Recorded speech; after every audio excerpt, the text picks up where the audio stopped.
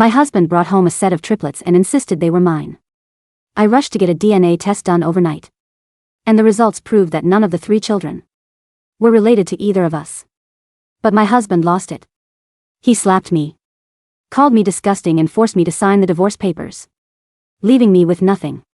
Furious and shaken, I went to my best friend to vent. But the second she saw those 3 children, she grabbed the fruit knife from the table and slashed my face. If you dare say they aren't yours again next time, I won't stop there. My chest felt so tight I could barely breathe. That night, I bought a ticket and fled back to my parents' house. I cried as I told them everything. But after hearing me out, they grabbed a garden hoe and beat death. Even as everything went dark, I still couldn't understand why everyone was forcing me to accept 3 children I had never given birth to. When I opened my eyes again, I was back on the day my husband first brought them home. I'm going downstairs for some fresh air. I'll be back soon. As I watched my husband, Ryan Taylor, bend down by the entryway to put on his shoes, a sudden jolt shot through my body. I had been reborn. Stay home and be good. Okay, honey. When I come back, I'll bring you that chestnut cake you love from the bakery on the corner. His voice was so gentle, yet my heart twisted painfully in my chest. Even until the moment I died. In my past life, I never understood why. We had dated for 3 years and been married for 5. We loved each other deeply. We had always been faithful to each other. A medical exam from a reputable clinic had confirmed that. I had never given birth. And those 3 children had no blood relation to Ryan either. But in my last life, he had insisted they were mine. He had even forced me to give up millions in marital assets. And leave with nothing. Why? Before I figured out the truth, I couldn't let him leave this house. The second he reached for the doorknob, I rushed over and jumped onto his back. Honey, don't go out. Let's have a baby of our own right now. His body stiffened slightly and even his voice turned a little rough. Why so sudden? It's the middle of the day. And if we're trying for a baby, shouldn't we prepare first? I wrapped my arms around him even tighter. I don't care. I just want to take a bath with you. Only one thought filled my mind.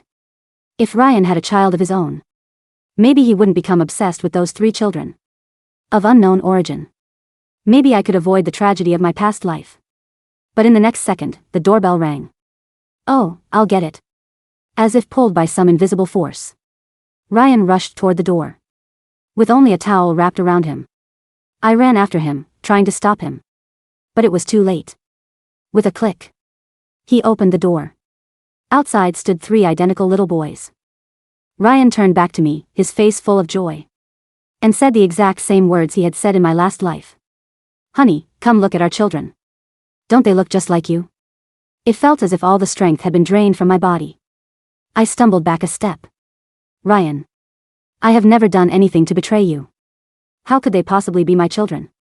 The smile on his face vanished instantly. He pointed at me and shouted. They are yours because I said they are. You gave birth to them.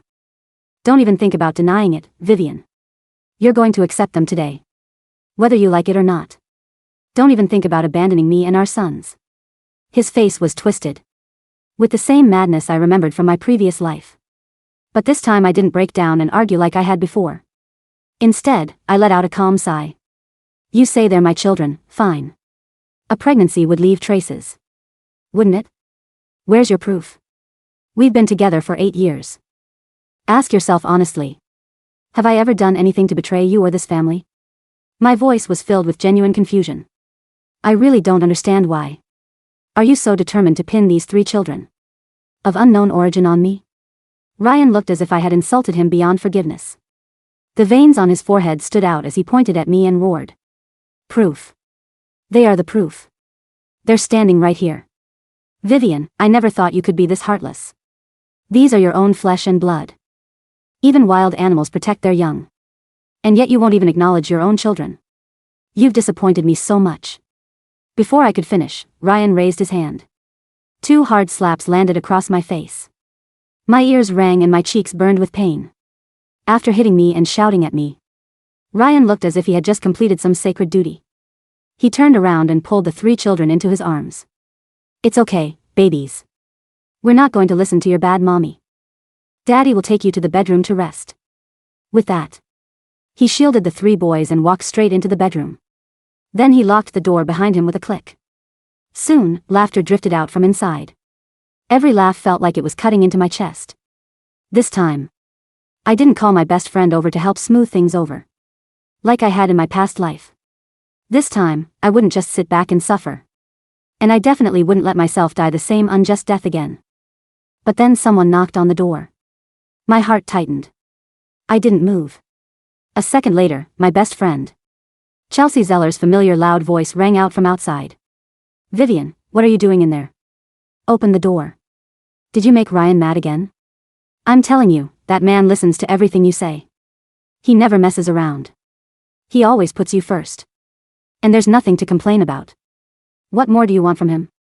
Don't be ungrateful. Just as I thought Ryan had gotten to her first, I took a deep breath and asked through the door. Chelsea, what did Ryan tell you? Chelsea sighed. You still have the nerve to ask?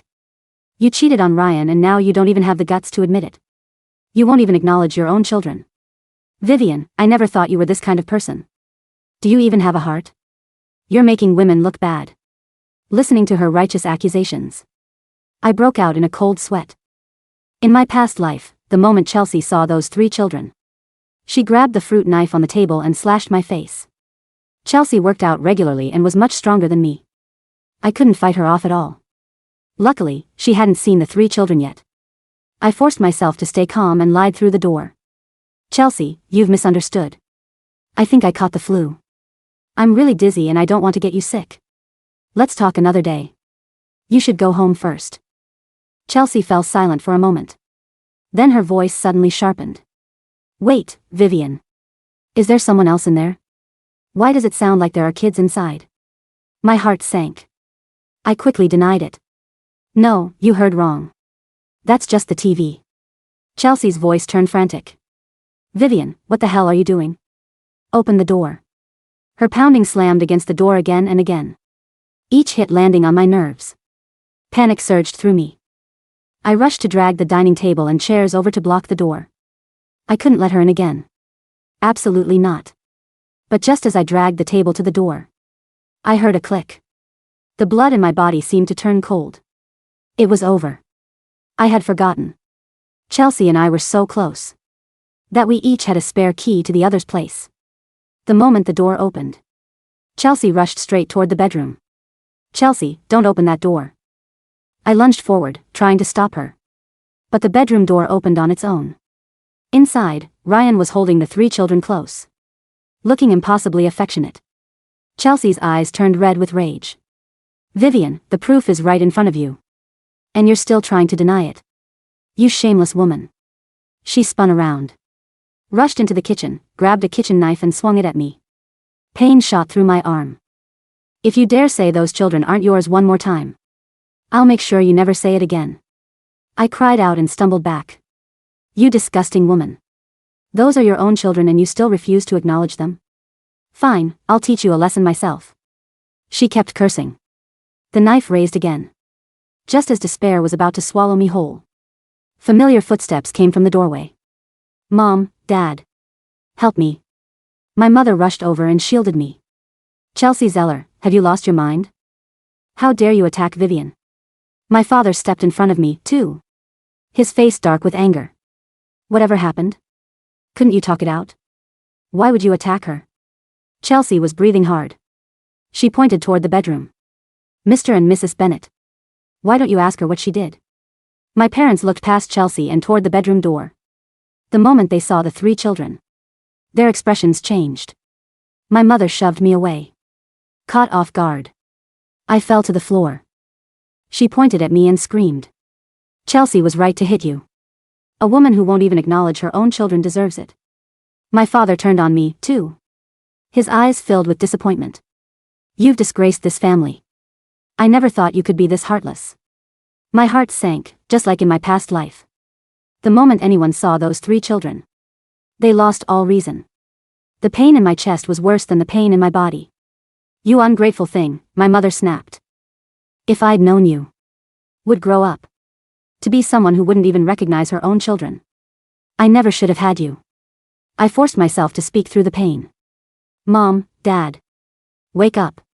Ryan and I have only been married for 5 years. We were together almost every day. How could I possibly have hidden a pregnancy from him? And giving birth to 3 children? What is wrong with all of you? Why are you so desperate to claim these children? Who came out of nowhere? My mother kicked me aside and rushed toward the boys behind Ryan. Oh, my precious grandsons. You're all so handsome. Come here and let Grandma see you. Mom, are you insane? I told you they have nothing to do with me. My father's expression darkened. You still dare talk back? They look exactly like you. Of course they came from you. Ryan is willing to forgive you. And you should be grateful. You cheated, gave birth to someone else's children. And now you don't even have the courage to admit it. My mother grabbed a vase and threw it at me. My father picked up the mop from the corner and came at me with it. I curled up, protecting my head, and shouted. Why do all of you go insane the moment you see these children?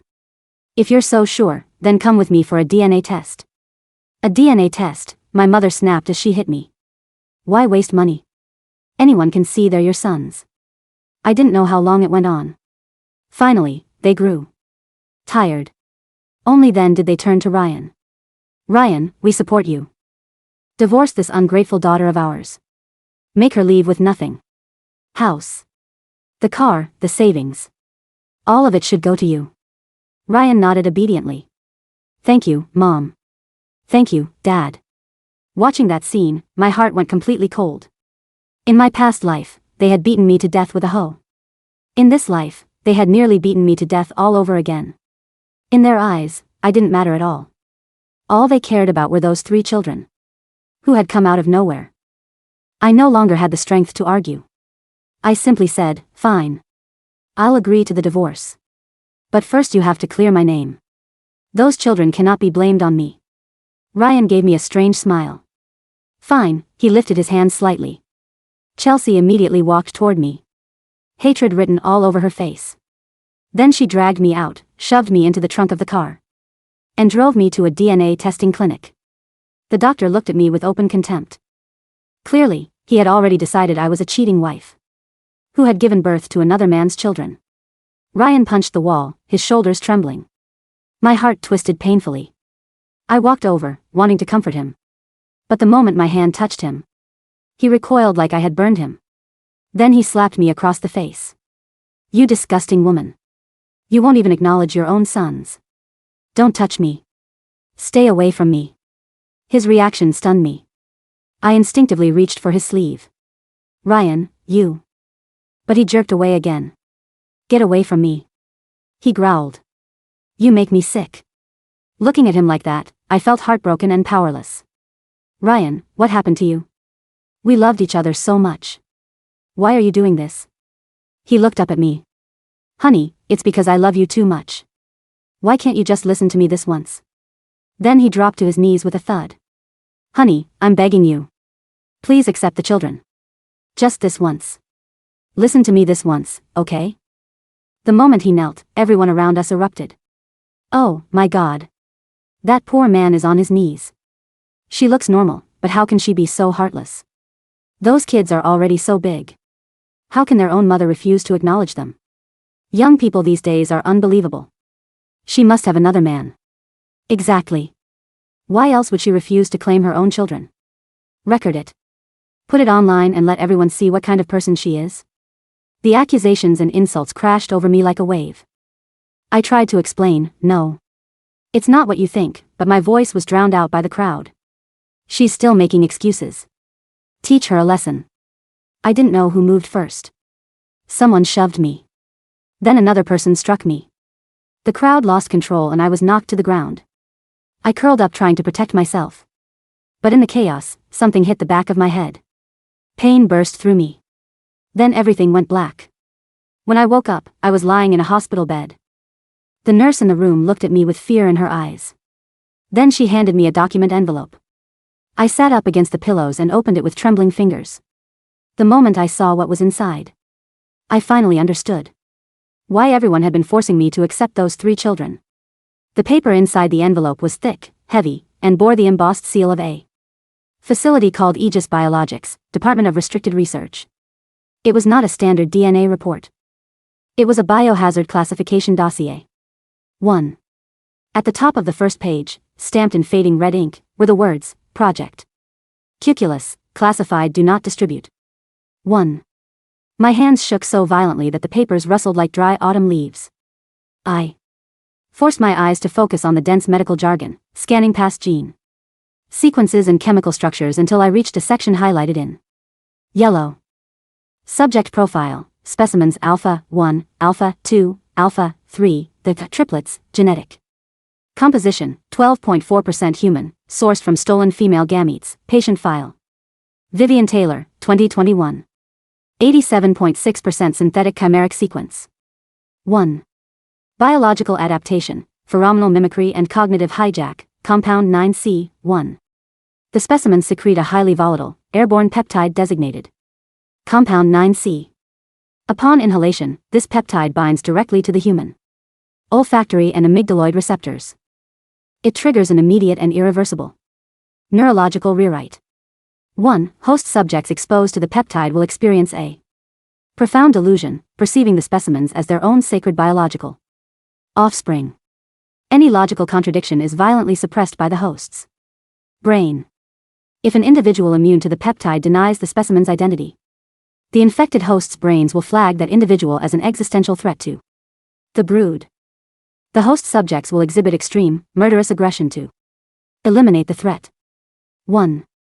At the very bottom of the page, written in frantic, hurried blue ink, was a handwritten note. Vivian, I am so sorry. Your husband, Ryan, worked as a security consultant for our underground facility. He and Chelsea stole the specimens last week, intending to use them to drive you insane, force a divorce, and claim your family's inheritance. 1. They used your frozen eggs from your IVF treatment 5 years ago to stabilize the specimen's human appearance. 1. But they didn't understand what they were unleashing. The peptide has hijacked them completely. They are no longer in control, they are puppets to the brood. 1.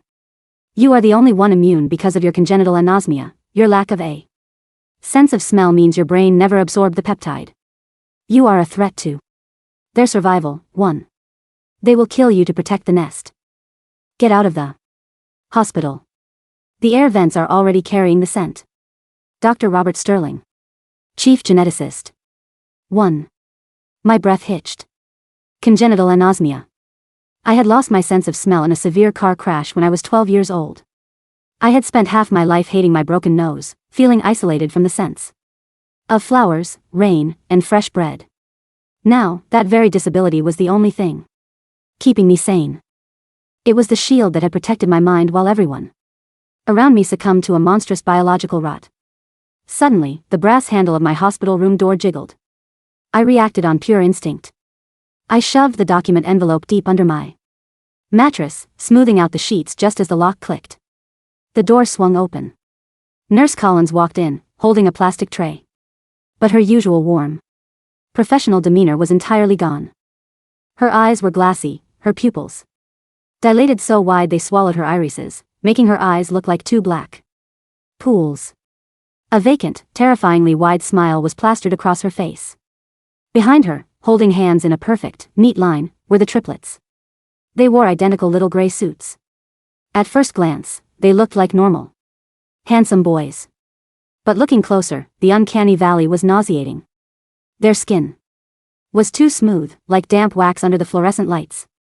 Their eyes were entirely black, and when they blinked, their eyelids moved a fraction of a second too slowly, out of sync with one another.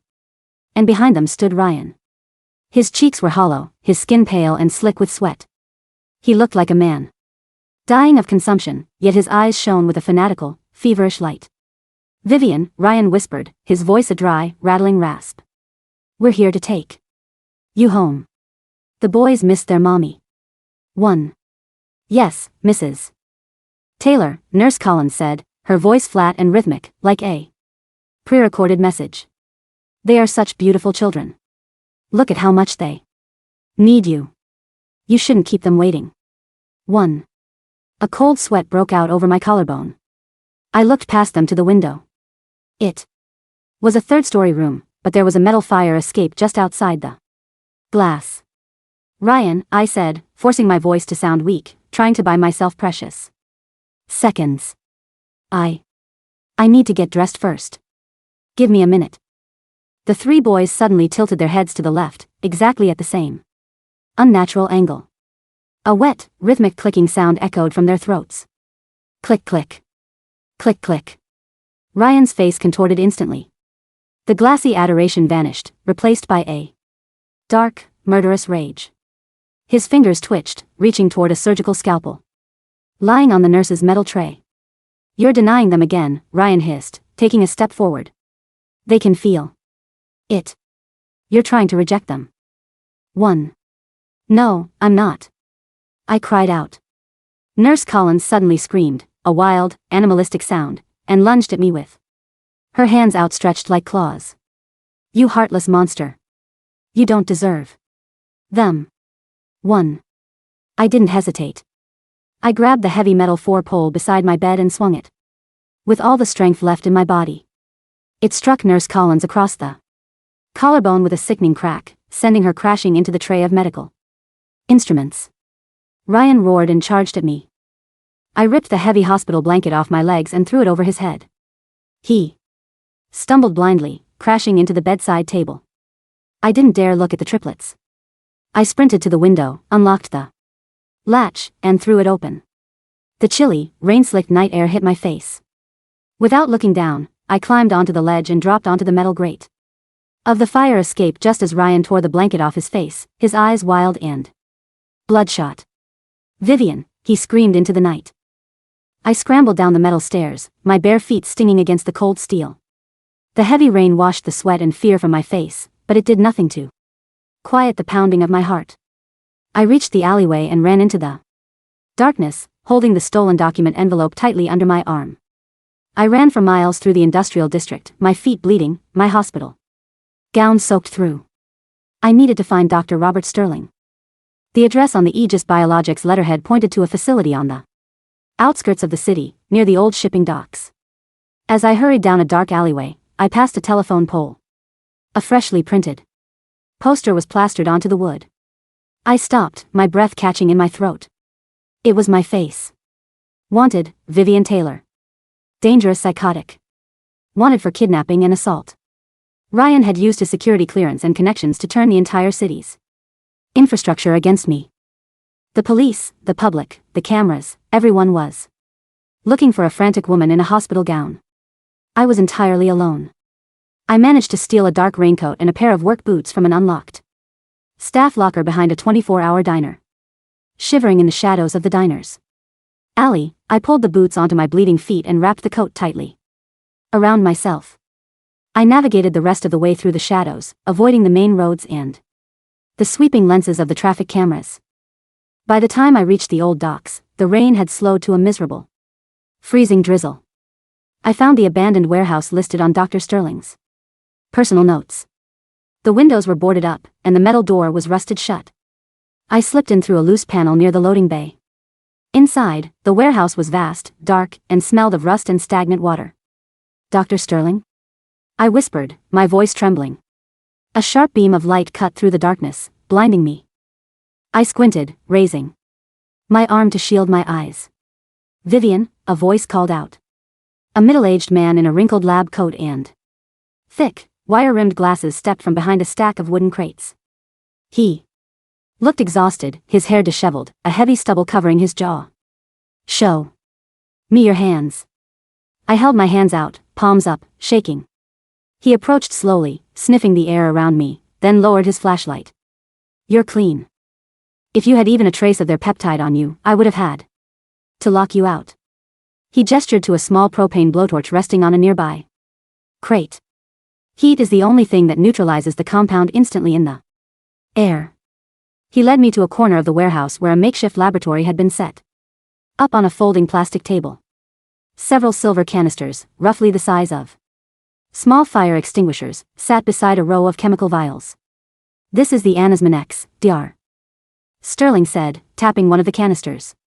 It's a concentrated receptor antagonist. If we can aerosolize this and force them to inhale it, it will bind to their olfactory receptors, flushing the peptide out of their neural pathways. Within minutes, the cognitive rewrite will shatter. And their minds will return to normal. But there's a catch, isn't there?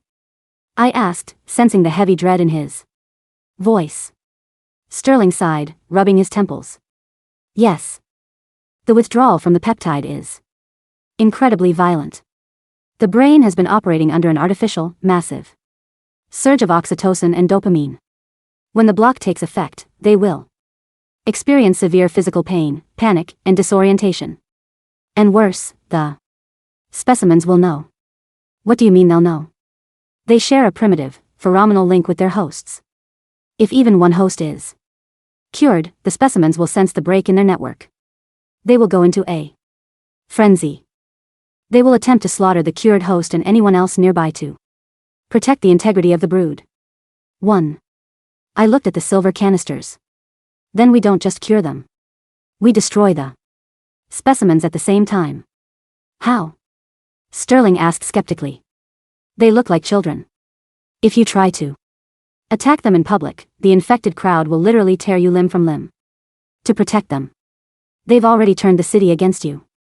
1. We don't do it in public, I said, my voice cold and steady. We do it where they feel safe. At my parents' house. An hour later, the plan was set. Dr. Sterling and I drove to my parents' estate in his unmarked van. The estate was isolated, situated on a large plot of land surrounded by a dense forest of pine trees. It was the perfect place to trap them. While Sterling slipped into the basement to hook 2 of the mine.I canisters directly into the house's central ventilation system, I stood in the center of the dark, quiet living room. The air inside smelled faintly sweet, a cloying, artificial scent that made my stomach turn. They had been here. I held the 3rd, portable canister of mine hidden beneath my dark raincoat. Suddenly, headlights swept across the frosted glass of the front door. They had arrived. The heavy oak door creaked open. In the doorway stood Ryan, Chelsea, and my parents. And between them, holding their hands, were the triplets. But they were no longer the small children Ryan had brought home days ago. Their maturation had accelerated horrifically. They were now the size of young teenagers. Their limbs were unnaturally long and thin, their fingers ending in sharp, darkened nails. Their faces were still perfectly symmetrical, but their skin was translucent, showing dark, pulsing veins beneath. They looked like monsters failing to mimic humanity. Yet, my mother and father looked at them with tears of pure devotion in their eyes. Vivian, my mother whispered, her voice raspy and hollow. You've finally come to your senses. Come, hold your children. Yes, Vivian, Chelsea said, stepping forward. She held a heavy kitchen knife in her hand, her eyes vacant and bloodshot. Kneel down. Apologize to them. Show them you're a good mother. 1. The 3 creatures stared at me. Their jaws suddenly unhinged, dropping down in an impossible, vertical stretch. They let out a low, vibrating hum that vibrated in my teeth. HSSSSSSSS. Ryan, I said, taking a step back, my hand gripping the valve of the hidden canister. Look at them. Look at their faces. They aren't human. They are using you. Ryan's face contorted into a mask of demonic, protective rage. How dare you? Protect the children. Kill her. 1. He lunged. Chelsea raised the knife, screaming. My parents charged forward. Their hands clawed like wild beasts. Sterling, now. I screamed. A loud, pressurized hiss echoed from the ceiling vents.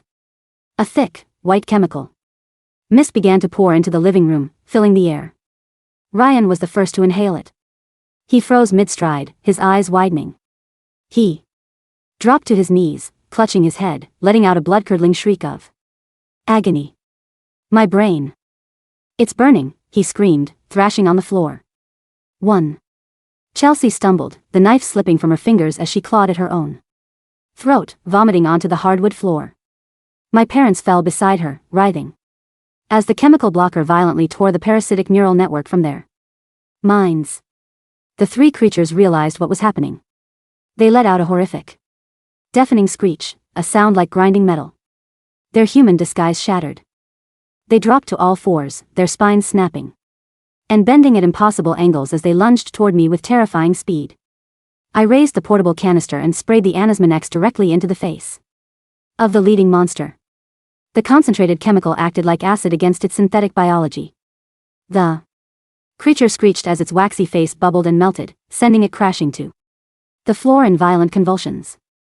The remaining two monsters leaped over their dying sibling, their claws reaching for my throat. Suddenly, a heavy brass fire poker swung through the air, striking one of the creatures across its skull with a dull thud. The monster was sent flying into the glass coffee table, shattering it into 1,000 pieces. I looked up. My father stood there, the poker in his hand, his eyes completely clear of the glassy fog. He was pale, gasping for breath, but his eyes were filled with fierce, protective anger. "Get away from my daughter," he roared. 1. My mother, sobbing and shaking as the withdrawal racked her body, crawled toward me and grabbed my arm. "Vivian. Oh my God, Vivian. What did we do to you?" "What did we do?" 1. "Mom, we have to go now," I yelled, pulling her to her feet. The last remaining monster hissed and lunged toward my mother. Ryan, still fighting through the blinding pain of his restored sanity, looked up. He saw the monster, saw his wife, and saw the horrific truth of what he had brought into our lives. "Vivian," he choked out, his voice finally sounding like the husband I had loved for 8 years. "I'm sorry." With a final, desperate burst of strength, Ryan threw himself in front of my mother, tackling the creature to the ground. The monster's claws tore deep into his chest, but Ryan held on, pinning its limbs to the floor with his own body. "Run!" Ryan gasped, blood spilling from his lips. "Burn it. Burn them all." 1. Chelsea, her sanity restored but her mind completely shattered by the horror of her actions, grabbed a fallen floor lamp. She smashed the bulb and sparked the exposed, live wires against the chemical-soaked drapes. "I'm sorry, Vivian," she screamed, tears streaming down her face as the fire caught instantly. "I let them in. I'm so sorry." 1. The flames erupted, fed by the highly flammable aerosol mist. "We have to get out.